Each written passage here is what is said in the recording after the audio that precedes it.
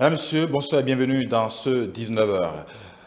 La gestion du passage de l'adolescence à l'âge adulte n'est souvent pas chose aisée pour les parents. Ils voient souvent leurs enfants développer des comportements déviants tels que la prise d'alcool ou de stupéfiants, de la découverte du sexe, le manque de respect à l'autorité. Question: quelles sont les réactions que doivent avoir les parents face à ces genres de situations? Les coachs et les psychologues en parlent dans ce magazine qui porte bien sûr la signature de Stélia Padonou, Justicia Sengbo et Isaac Mongbo. L'adolescence, étape ultime dans la vie de tout être humain. Elle se caractérise entre autres par une croissance physique et un développement cognitif et psychologique rapide des jeunes âgés de 10 ans et plus. Si quitter l'enfance et se diriger vers le monde des adultes avec tout ce que cela comporte de bouleversant s'apparente difficile pour les adolescents, il n'en demeure pas moins pour les parents qui ont pour obligation d'accompagner leur progéniture. Au cours de cette période-là, on observe une modification du comportement du jeune. Et cette modification de comportement est caractérisée par la tendance de l'enfant à enfreindre les règles, par la tendance aussi à avoir un besoin d'explorer davantage son environnement, notamment se faire des amis, découvrir des choses qu'il n'avait pas fait, parce que c'est une période transitoire où l'enfant estime par exemple qu'il est déjà adulte, donc il peut poser des actes ou faire des choses que les adultes font. Et c'est une période très sensible, une période importante dans la vie de l'enfant. Prise de stupéfiants ou d'alcool, le passage à l'acte sexuel, le manque de respect à l'autorité, autant de comportements déviants que développent bien nombre d'adolescents. L'environnement, les fréquentations en sont souvent les causes. Et ce qui est à la base souvent, c'est la mauvaise compagnie. Il y a la curiosité qui les pousse à écouter souvent ce que les camarades disent. Et ça les amène à commencer par essayer ces choses-là. Il y a le manque de communication des parents, même manque d'échange des parents avec les enfants. Parce que généralement, les parents considèrent certains sujets comme des sujets tabous. Nos enfants ne font pas ce que nous demandons, mais ils font plutôt ce que nous faisons. C'est-à-dire, ils nous modélisent en quelque sorte. Donc, c'est nous les parents d'abord d'être un bon modèle pour nos enfants. Selon le psychologue clinicien Raoul Kouagou Satondi, il ne s'agit pas véritablement de formes de déviance, ce sont les caractéristiques de l'adolescence elle-même. Au cours de cette période, les parents doivent être les meilleurs alliés. Donc les parents doivent beaucoup informer l'enfant, échanger avec l'enfant. Parce que la particularité de cette période, l'enfant n'a pas conscience du danger qu'il court en posant tel ou tel acte. Vous voyez un enfant, par exemple, qui, au cours de cette période-là, veut faire comme ses amis, fumer, par exemple, de la cigarette ou tenter de fumer et de la drogue. Il ne sait pas les dangers qu'il court. Pour lui, c'est un modèle, un mécanisme d'adaptation, un mécanisme social. Comme les amis le font, je le fais aussi. Et donc, c'est aux parents d'alerter pour lui dire que, attention, il y a un certain nombre de comportements, un certain nombre de choses qu'il ne faut pas faire. La plupart des parents ont du mal à accepter que leurs enfants développent ou se livrent à des pratiques peu catholiques. Il y a juste à trouver les voies éloignées pour recadrer l'enfant. Quand on est parent, on découvre ça. Généralement, les parents sont braqués et commencent par insulter. Ce n'est pas le temps d'insulter, mais c'est le temps de dire ce qui est mauvais dans ce que l'enfant est en train de faire pour l'amener plutôt à corriger que de se mettre à l'insulter, à le traiter de tous les noms. Parce que c'est ce qui crée davantage, ce qui prolonge la déviance généralement, c'est la manière dont les parents s'y prennent. Il faut amener l'enfant donc en consultation vers les médecins appropriés pour échanger, écouter, identifier les raisons profondes. Parce que toute déviance a une certaine raison profonde. L'adolescence, c'est une période sensible selon les spécialistes rencontrés. Les parents doivent véritablement communiquer avec leur progéniture. Vous allez comprendre aussi que cette période-là, c'est la période fondamentale des études scolaires. Quand je parle de quelqu'un de 13 ans, c'est la période fondamentale des études secondaires de 13 à 18 ans où on devrait pouvoir finir et commencer et terminer ses études secondaires. Donc c'est une période très sensible en matière de réussite pour l'enfant. Donc il est important que l'enfant soit accompagné par son environnement, les parents, l'adulte. Surtout, il ne faut pas aller de main forte, comme il ne faut pas aussi aller de manière débonnaire en permettant à l'enfant de tout faire. Enseigner et partager avec les enfants les valeurs morales, la parole de Dieu, afin d'amener ces derniers à avoir la crainte de Dieu. Ce sont entre autres les conseils à l'endroit des parents. Chaque enfant doit aussi comprendre qu'il a un objectif de vie à défendre, une famille à défendre. Ce n'est qu'ainsi qu'il saura faire la part des choses. Voilà, un message bien reçu. Rentrée scolaire 2022-2023, on en parle toujours avec, cette fois-ci, les enfants à besoins spécifiques qui ont, tout comme leurs camarades, repris le chemin des classes après plus de 2 mois de vacances. Comment se déroulent les cours à leur niveau? Une équipe de la rédaction était à l'école béninoise des Sourds de Védocor pour faire le constat que voici.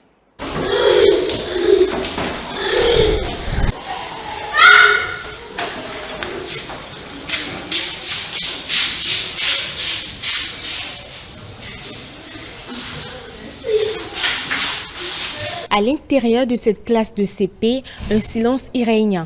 Les cours viennent de commencer en langage de signes. Enseignants et écoliers communiquent à travers des gestes. Cette écolière se sert des membres de son corps, dont les doigts, pour se présenter et réciter les lettres de l'alphabet français. Nous avons démarré la rentrée avec les évaluations diagnostiques. Évaluations diagnostiques dans le sens qu'il faut évaluer ce que les enfants ont acquis au CP, comme ici c'est le CE1, voir si ces notions sont encore dans leur tête afin d'ajouter les nouvelles notions pour lesquelles ils sont au CE1. Ici, le savoir est transmis à l'aide des signes et gestes. Ainsi, les dispositions nécessaires sont prises pour permettre à ces apprenants à besoins spécifiques de comprendre convenablement les différentes notions au programme. Il y a des gestes qui sont codés officiels et retenus dans les documents. Et si les enfants ne comprennent pas, bon, c'est à l'initiative de l'enseignant, on arrive à faire des grimaces jusqu'à mimer, jusqu'à ce que l'apprenant ait accès au message. Il y a des images qui ont les noms et quand nous signons, il faut que l'enfant ait avec l'image, il faut qu'il ait maintenant la graphie de ce que nous signons. En dehors de la pédagogie ordinaire que en tant qu'enseignant on doit avoir, il y a une formation en langue de signes que les enseignants qui travaillent dans cette école doivent aussi avoir. L'État aujourd'hui a su mettre à disposition de l'école ce qu'il faut pour que l'école tourne normalement, à commencer par les enseignants. Un lieu de savoir qui essuie beaucoup de difficultés liées entre autres. Pendant que les enfants qui fréquentent quittent Semepodi, quittent Ouida, quittent Abomey-Calavi, quittent un peu loin de l'école. Ça fait que au cours de l'année, très souvent, il y a des déperditions scolaires. En dehors de ça, nous avons nos bâtiments, les 2 bâtiments que vous voyez ici sont des bâtiments branlants. Ça fait que nous sommes tout le temps sur le qui-vive. Qu'est-ce qui va se passer? Est-ce que les bâtiments vont tenir? Etc. etc. L'environnement de façon globale est malsain puisque c'est une zone marécageuse. Et si bien que à tout moment, c'est des reptiles, c'est des moucherons. Mais on nous a rassuré que à la rentrée prochaine, qu'on aura de nouveaux bâtiments et que l'école sera totalement réhabilitée. Notre prière, c'est que ça aille très vite pour que ces enfants déjà handicapés ne soient pas encore mis dans une situation handicapée. Ces écoliers à besoins spécifiques ne demandent qu'une chose, étudier dans de bonnes conditions à l'instar de leurs camarades normales. Le gouvernement est donc invité à jeter un regard bienveillant sur leur situation. Voilà un reportage qui porte bien sûr la signature de Rutoro Ronjoa. Écho de nos plateaux à présent, les adhésions multiples qu'enregistre l'Union progressiste Le Renouveau étaient au cœur des discussions de l'entretien de l'émission Dimanche c'est politique du 25 septembre 2022. Christelle Rondongo Alioza, invitée de cette rubrique, s'est prononcée sur l'information relative à la possible adhésion du parti La Dynamique Unitaire pour la démocratie et le développement à l'UP, le renouveau aussi pour la nouvelle alliance de Théophile Yarou. C'est déjà acté. La directrice de l'administration de l'Union progressiste Le Renouveau affirme que les discussions sont toujours en cours avec le parti de Valentin Aditi Khoudé pour une association effective. Compte rendu. La DUD de Valentin Khoudé était en discussion avec l'Union progressiste, l'ex-Union progressiste, bien avant même les élections communales. Et donc, nous ne pouvons pas dire aujourd'hui que du jour au lendemain, que la DUD de Valentin Khoudé a sauté pieds joints à la mouvance. Mais non, ça c'est un processus qui a commencé depuis quelques mois, voire même quelques années. Nous sommes en 2022 et je vous parle de 2020. Et donc, sachez que ce processus était déjà en discussion, en négociation. Et cela suppose donc qu'un responsable politique qui a mis 2 années pour discuter, pour échanger, réfléchir, avant de prendre une décision et aller vers ceux avec qui il a toujours été pour parler. Donc c'est pour ça peut-être que ça a pris ce temps-là et que d'une manière ou d'une autre, ils ont pris une décision politique, une décision responsable de se joindre donc à l'action du gouvernement, de se joindre à ce qui se fait de bien pour le bien commun. Et donc, on ne peut qu'encourager cela. Ce que je sais, c'est qu'au niveau des instances du parti, le présidium en a rendu compte donc aux membres de ce que les discussions ont avancé avec la DUD et que dans les jours à venir, nous attendons donc la suite. Voilà, un extrait de cette intervention de Christelle Rounombo sur l'émission L'entretien du dimanche, c'est politique. Vous le savez, l'eau de mer au Bénin est considérée comme une richesse aussi attrayante qu'elle soit. Elle constitue une source de bienfaisance, surtout dans le domaine de la spiritualité. Cependant, quel est l'usage? Que peut-on en faire? Ruth Rundjoy et Samirat Moumouni se sont intéressés à la question. Voici le reportage qu'elle nous propose. Nous sommes ici sur la plage Fijrosset de Cotonou. Le vent doux, les flots des vagues et la belle vue sur l'horizon ne laissent personne indifférent. Ainsi, on observe de plus en plus une pratique qui consiste à remplir des bidons de l'eau de mer, et ceci pour des raisons diverses. Si vous m'avez vu là, c'est parce qu'on m'a commandé, moi-même, je ne me rapproche pas de la mer comme ça. C'est ma grand-mère qui m'a commandé, mais je ne sais pas pourquoi elle m'a commandé. Je suis venu chercher l'eau de la mer parce que ça a plusieurs vertus. Quand je viens très souvent à Cotonou, j'aime aller à la mer et l'eau la touche mes pieds. Donc cela veut dire que tout ce que j'avais traversé, que les gens déposent le matin très tôt, l'eau de la mer, là, les génies là, prennent ça et je deviens un homme invincible. Bon, au début de John, on va quoi? Si on a besoin de gagner quoi? Si on a de quoi brûler, de quoi ça met en protection quoi? Selon le spiritualiste Dassojo, cette eau pourvue de sel reste un mystère. Dans notre jargon traditionnel fond, on dit hou, hou, qui veut dire doku. Doku en français voudra dire tout simplement richesse. Sur d'autres fonds, on l'appelle agbeto, aoyo. D'autres disent agbeta, aoyo. Ce n'est pas agbeta, c'est agbeto, aoyo. Agbe en question veut dire quelque chose où on ne sait ni le début, ni la fin. En Fongwe, si déjà nul ne sait le début, nul ne sait la fin, spirituellement, on sait qu'il y a une main de Dieu qui agit sur cette eau. Donc l'eau de mer est une eau sacrée. L'eau de mer présente des vertus insoupçonnées dont l'usage varie d'un individu à un autre. Lorsqu'une femme est enceinte et sa grossesse est avancée, il suffit simplement de prendre l'eau de mer et de prendre l'amidon, ce qu'on appelle chez nous guitemon. Vous mélangez simplement avec l'eau de mer. Si la grossesse est menacée, il suffit simplement que la femme boive cette eau, l'eau de mer et le mélange de guitemon ou de maouet, et la grossesse se stabilise.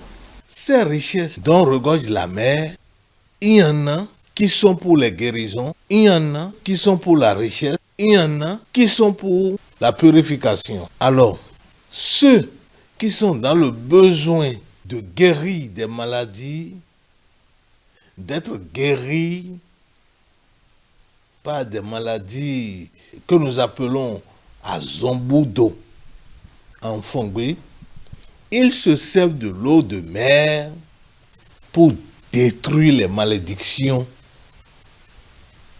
qui sont en eux, juste pour être purifiés. Et pour d'autres qui ont besoin d'évoluer, d'émerger dans leurs affaires, dans tout ce qu'ils font, ils utilisent l'eau de mer pour se purifier, non seulement se purifier, pour faire émerger ce qu'ils sont en train de faire. L'eau de mer, c'est une richesse. L'eau de mer, c'est un trésor. Mais il reste impératif de faire preuve de bonne vigilance ainsi que de grande prudence avant de s'en procurer. En page sport, défaite de l'équipe nationale du Bénin en match amical contre la Mauritanie ce samedi 24 septembre 2022 au stade Shabab Mohamedia de Rabat.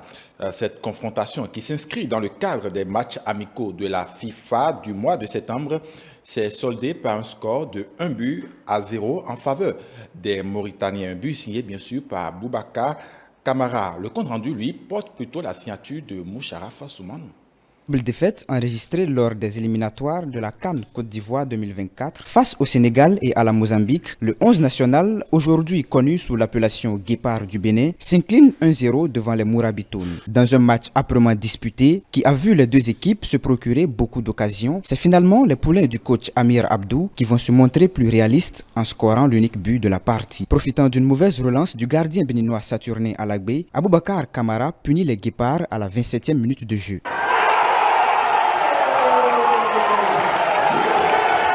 Cette faute du sociétaire de Dijon en France n'a pu être corrigée par Stéphane Sessegnon et ses coéquipiers jusqu'au coup de sifflet final de l'arbitre.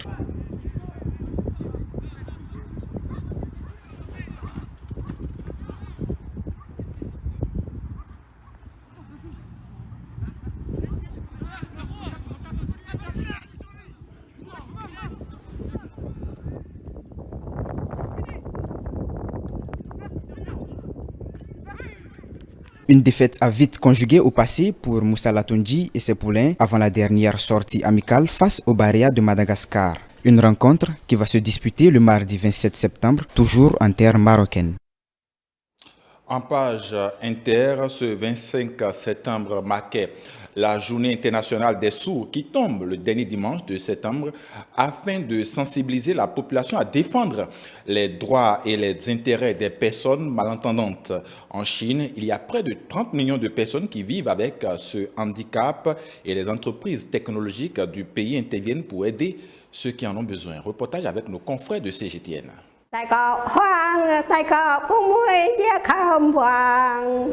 Dans la province du Guangdong, dans le sud de la Chine, cette femme de 86 ans, Dang Shemei, est bien connue pour sa passion pour la vie de l'ethnie minoritaire Yao. Mais en vieillissant, elle a du mal à entendre les conversations avec sa famille et même sa propre voix. Je suis vieille maintenant, je n'entends pas clairement quand il parle doucement. Parfois, je n'entends rien du tout. Madame Dang souffrait de solitude et de dépression car elle était incapable de distinguer les sons depuis des années. Cependant, cela a changé après qu'elle a reçu une aide auditive gratuite de la part d'une fondation caritative. Je me souviens qu'ils ont installé l'appareil auditif au comité du village le 14 septembre. Ils me l'ont donné gratuitement. Ils ont fait très attention à moi. Ils sont bons avec moi. La Chine compte 30 millions de personnes ayant des problèmes d'audition et près de la moitié d'entre elles sont des personnes âgées. De nombreuses personnes malentendantes veulent continuer à se connecter avec le monde, mais sont généralement découragées par le prix élevé des appareils auditifs. En réponse à ces demandes, les entreprises technologiques ont tenté de s'acquitter de leurs responsabilités sociales. L'aide auditive que nous fournissons aux personnes âgées malentendantes comme Dong Shemei a été incluse dans le catalogue 2022 des produits pour les personnes âgées par le ministère de l'Industrie et des Technologies de l'Information. Les solutions algorithmiques de base entièrement développées par notre société ont amélioré de 85% les indicateurs de performance clés des aides auditives. Véritable leader mondial dans les technologies de pointe, Tencent a rendu sa technologie audio d'IA gratuite pour les développeurs, les fabricants et les partenaires sur le terrain et a fourni des prothèses auditives à 500 personnes âgées comme Dang Shemei dans la ville de Shaoguan. La technologie audio Tala vise à réduire le bruit des réunions en ligne afin de créer un meilleur effet audio. Tencent espère tirer pleinement parti de ses capacités technologiques et commerciales pour travailler en étroite collaboration avec le gouvernement et tous les secteurs pour résoudre les problèmes sociaux. Nous espérons que les personnes de tous horizons qui souhaitent participer pourront se joindre à nous pour faire bénéficier davantage de personnes du développement de la technologie. La Chine vise à disposer de systèmes de base offrant un soutien à plusieurs niveaux aux personnes handicapées, qui auront un meilleur accès aux services publics de base et à l'égalité des droits dans divers aspects d'ici à 2025. L'ambassadeur de l'Union européenne à Madagascar a déclaré que la mission d'observation électorale de l'Union européenne est totalement indépendante dans ses travaux et analyses et surtout dans l'élaboration de ses recommandations. D'autre part, la décision de Madagascar à inviter ou non la mission de l'Union européenne pour la prochaine élection n'aura pas d'impact sur la coopération entre le Madagascar et l'Union européenne. Suivez ce reportage pour plus de précisions. Les nombreuses recommandations effectuées par la mission d'observation électorale de l'Union européenne sont issues des dernières élections en 2018, se justifie l'ambassadeur de l'Union européenne ce jour lors d'une rencontre avec la presse. Sont inscrites dans ces recommandations l'indépendance financière de la CENI, le renouvellement de plusieurs lois, notamment concernant le financement des campagnes électorales et des recherches de fonds. Et il y a toute une série de mesures pour améliorer le processus électoral que nous voulons continuer à soutenir. Et c'est pour ça que j'avais aussi dit que ce que je retiens, ce sont les recommandations de ce rapport. Et que nous allons nous efforcer d'aider à leur mise en œuvre. Et je sais formellement que c'est impossible de tout faire en un an, notamment parce que certaines recommandations requièrent une révision de la Constitution. Donc il faudra identifier ce qui est réaliste, ce qu'on peut atteindre, et où l'Union européenne peut soutenir les autorités malgaches pour faire des progrès en termes de cadre légal, notamment électoral, ou de mise en œuvre de ce cadre légal. La coopération de l'Union européenne et Madagascar ne doit pas être confondue avec le travail de la mission d'observation des élections, selon toujours les explications. En conséquence, il n'y aura aucun impact sur l'accord économique entre les deux parties, que Madagascar invite ou non la mission d'observation des élections lors des prochaines élections. Simplement, je voudrais vraiment formellement rappeler que toute mission d'observation électorale est à 100% indépendante. Donc, elle est menée, elle est dirigée par un observateur en chef qui est un parlementaire européen et qui a la pleine liberté de ses actions et de ses propos et de la rédaction du rapport. Le gouvernement malgache avait choisi en 2018 d'inviter l'Union européenne à observer les élections. Il lui appartient aujourd'hui de décider s'il va encore inviter l'Union européenne ou non. Si invitation il y a, l'Union européenne doit aussi composer avec des priorités qui sont parfois en concurrence, puisque nous avons aussi des moyens limités et nous ne pouvons pas toujours répondre à toutes les invitations. Donc à ce stade, nous attendons de voir ce qui va être décidé. Mais il n'y a pas de sanctions économique sur la coopération n'est pas remise en cause. Donc il y a un déliement total entre l'invitation ou non à observer les élections et le portefeuille de coopération. L'Union européenne continue de renforcer ses soutiens à Madagascar. Ils porteront sur 4 secteurs principaux en 2022. Le soutien à des élections libres et transparentes, le soutien à la santé publique pour lequel un budget de 32 millions d'euros sera alloué, l'approvisionnement en électricité du monde rural et la production d'énergie renouvelable d'une valeur de 22 millions d'euros, et enfin, la lutte contre la dégradation de l'environnement financée à hauteur de 50 millions d'euros. Voilà qui vient mettre un thème à cette édition que je vous remercie d'avoir suivi. Vous pouvez la retrouver sur l'ensemble de nos plateformes digitales, notre site internet www.etelebénin.com, notre page Facebook eTélé en direct, notre compte Twitter eTélé Live, notre chaîne YouTube eTélé Bénin et via notre application iOS et Android eTélé Bénin tout simplement. Mesdames, Messieurs, portez-vous bien.